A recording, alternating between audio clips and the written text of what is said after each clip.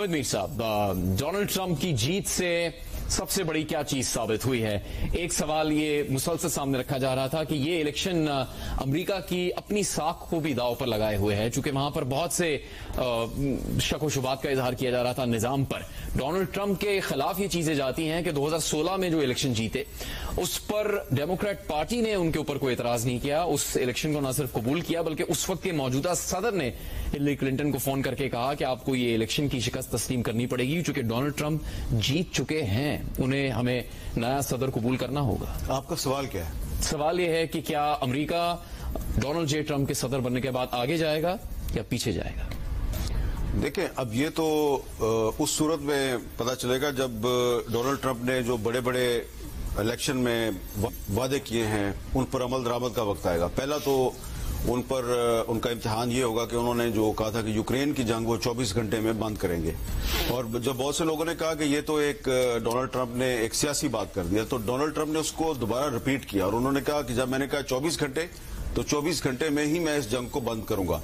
तो अब देखना यह है कि वो 24 घंटे में जंग बंद करते हैं या नहीं करते। और दूसरी बात यह है कि अमेरिका की बहुत सी ऐसी स्टेट्स जहां पे मुसलमान बहुत ज्यादा थे, अरब्स बहुत ज्यादा थे, वहां पे उनके तमाम तर एंटी इमिग्रेंट्स तकरीरों के बावजूद उन्होंने वोट दिए हैं डोनाल्ड ट्रंप को। क्यों दिए हैं कि आप उसको उर्दू में मुहावरा है हमारा बुग़्ज़े माविया, क्योंकि उनका एक ख्याल है, जो अमेरिकन मुस्लिम है उनका एक ख्याल है कि बाइडेन एडमिनिस्ट्रेशन जो है उसने इजराइल को बहुत ज्यादा सपोर्ट किया और इजराइल ने जो असला हासिल किया अमेरिका से, वो असला जो है वो गजा में इस्तेमाल किया गया और गजा को तबाह बर्बाद कर दिया गया। तो इसलिए उन्होंने बाइडेन के खिलाफ ट्रंप को वोट दिया। लेकिन अब ट्रंप जो कि कहते हैं कि वो यूक्रेन में 24 घंटे में जंग को बंद कर देंगे, उनसे हम ये अब सुनना चाहते हैं कि वो जो गजा की जंग है उसको वो कितने घंटे में या कितने दिनों में बंद करेंगे। इस पर जो है ना पूरी दुनिया के लोग, सिर्फ मुसलमान नहीं, तमाम लोग उनकी तरफ देख रहे हैं, क्योंकि जो